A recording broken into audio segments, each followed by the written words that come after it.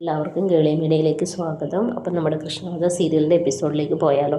അങ്ങനെ കൃഷ്ണയെ നാഗം വന്ന് കൊത്താൻ വേണ്ടി നിൽക്കുക. അപ്പം കൃഷ്ണ നാഗങ്ങളോട് പ്രാർത്ഥിക്കും. അങ്ങനെ നാഗ അപ്രത്യക്ഷമായി. ഇത് സിദ്ധാര കാണുന്നുണ്ട്. സിദ്ധാരയ്ക്ക് ഭയങ്കര അത്ഭുതമായി, എന്താണ് ഇവിടെ സംഭവിച്ചതെന്ന് അറിയാതെ.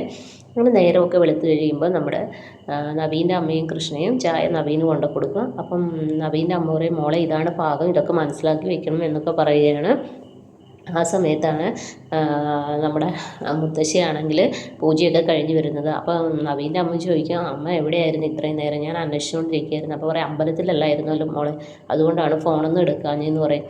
അപ്പോൾ നവീൻ്റെ അമ്മ പറയും, എന്തിനാണ് അമ്പലത്തിൽ പോയെന്ന് അറിയാവോ മോളെ എന്ന് ചോദിക്കും. നിങ്ങളുടെ നല്ല ഭാവിക്ക് വേണ്ടിയാണെന്ന് പറയും. അപ്പം നമ്മുടെ നവൻ കവിളിയാക്കി ചോദിക്കും, പൂജാരി ഒന്നും പറഞ്ഞില്ലേ കുട്ടികൾ എത്രയുണ്ടാകുന്നത്? അപ്പം മുത്തശ്ശി പറയും, മോനെ കളിയാക്കല്ലെന്ന് പറയും. ഈ സമയത്ത് നമ്മുടെ നിർമ്മലയും തിരിച്ചു വരികയാണ്. നിർമ്മല വരുമ്പോഴത്തേനും നമ്മുടെ കൃഷ്ണയെ കാണുമ്പോൾ അത്ഭുതപ്പെടും. കാരണം കൃഷ്ണ മരിച്ചില്ലല്ലോ എന്ന് ഓർത്ത്, എന്താണ് ഇവിടെ സംഭവിച്ചതെന്ന് അറിയാതെ. അങ്ങനെ നിർമ്മലയും ഓരോന്നൊക്കെ പറഞ്ഞിട്ട് അകത്തേക്ക് പോവുകയാണ്. പിന്നീട് ആ സമയത്ത് നമ്മുടെ സിതാരെ ഗാഥ വിളിക്കും. ഗാഥ ഫോൺ വിളിക്കുമ്പോൾ സിതാര ഈ കാര്യങ്ങൾ അറിയിക്കുകയാണ്. ഇങ്ങനെ നാഗം വന്ന കാര്യങ്ങളും കൊത്താൻ വേണ്ടി ശ്രമിച്ച കാര്യങ്ങളും. എന്നിട്ട് പറയും, കൃഷ്ണയ്ക്ക് എന്തോ ഒരു അത്ഭുത ശുദ്ധിയുണ്ട് മോളെ എന്ന് പറയും. അപ്പോൾ ഗാഥ ഇതൊന്നും വിശ്വസിക്കത്തില്ല. ഗാഥ പറയും, ആരോടാണ് അമ്മ ഇതൊക്കെ പറയുന്നത്? എന്തൊക്കെയാണ് അമ്മ വിളിച്ചു പറയുന്നത്? എനിക്ക് അവിടെ വന്നേ പറ്റത്തുള്ളൂ എന്ന് പറയും. അപ്പം എന്ന് പറയും, നീ അവിടെ വെയിറ്റ് ചെയ്യും, ഞാൻ അങ്ങോട്ട് വരട്ടെ, എന്നിട്ട് നമുക്ക് കാര്യങ്ങൾ സംസാരിക്കാമെന്ന് പറയും. അങ്ങനെ ഗാഥയെ ഒരു വിധത്തിൽ പറഞ്ഞ് മനസ്സിലാക്കി ഫോൺ കട്ട് ചെയ്യുകയാണ്. പിന്നീടാണെങ്കിൽ നമ്മുടെ നവീൻ്റെ അമ്മയാണെങ്കിൽ നമ്മുടെ കൃഷ്ണയെ മുടിയൊക്കെ ഇങ്ങനെ ഒതുക്കിയൊക്കെ കൊടുക്കുന്നു. ആ സമയത്ത് മാണിക്കുഞ്ഞ് അങ്ങോട്ട് വരും. അപ്പോൾ മാണിക്കുഞ്ഞ് പറയും, എന്താണ് ഈ കാണിക്കുന്നത്? ഞാൻ കണ്ടിട്ടുള്ളത് അമ്മായിമാർ സാധാരണ സ്ത്രീധനം ചോദിക്കുന്ന പതിവാണ്, ഇതെന്താ മുടി എണ്ണുവാണെന്ന് പറയും. അപ്പം നവീൻ്റെ അമ്മ പറയും, ഞാൻ ഗാഥയുടെ അമ്മയല്ല, ഗാഥയുടെ അമ്മായിയമ്മയല്ല, അമ്മയാണ്, അതുകൊണ്ടാണെന്ന് പറയും. അപ്പം നവീൻ എന്ത് ചെയ്യും ചോദിക്കും കൃഷ്ണയോട്, നമ്മുടെ മാണിക്കുഞ്ഞ്. അപ്പോൾ പറയും, റൂമിലുണ്ടെന്ന് പറയും. പെട്ടെന്ന് നവീനും അങ്ങോട്ടേക്ക് റെഡിയായി വരും. അപ്പോൾ പറയും, സാർ എവിടെ പോകണമെന്ന് പറയും. അപ്പോൾ പറയും, ഞാൻ അന്ന് കൃഷ്ണയെ ഗാഥയും കൊണ്ട് പുറത്ത് പോവുകയാണെന്ന് പറയും. അപ്പോൾ കൃഷ്ണയ്ക്ക് പെട്ടെന്ന് പേടിയാവും. അയ്യോ എങ്ങനെ പോകും എന്നിങ്ങനെ ചിന്തിച്ചുകൊണ്ടിരിക്കും. ആ സമയത്ത് സിദ്ധാരയെ അങ്ങോട്ടേക്ക് വരും. അപ്പോൾ പെട്ടെന്ന് നവീൻ പറയും, ഗാഥയ്ക്ക് എന്താ പേടിയാണോ? ഞാൻ സിതാര മേഡത്തോട് ചോദിക്കാം, മേഡം ഞാനൊന്ന് ഗാഥയായിട്ട് പുറത്ത് പോട്ടെ എന്ന് ചോദിക്കും.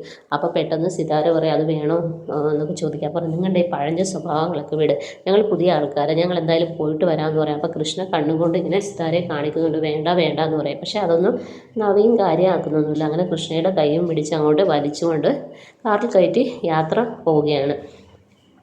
അപ്പോൾ സിദ്ധാരയ്ക്കൊന്നും ചെയ്യാനും പറ്റാത്ത അവസ്ഥയാവുന്നു.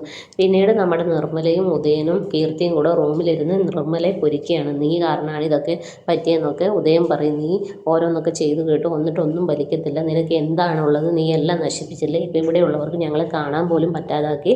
അപ്പോൾ നിർമ്മല പറയും, ആ പൂജാരി ഇതായിട്ടുള്ളൂ, നിർമ്മല മരിച്ചിട്ടില്ല, നിർമ്മല തന്നെ ഇറങ്ങും, നിർമ്മല തന്നെ അവളെ കൊള്ളും, അവളും ഇവിടെ തന്നെ ഉണ്ടല്ലോ എന്നുള്ള രീതിയിൽ പറയും.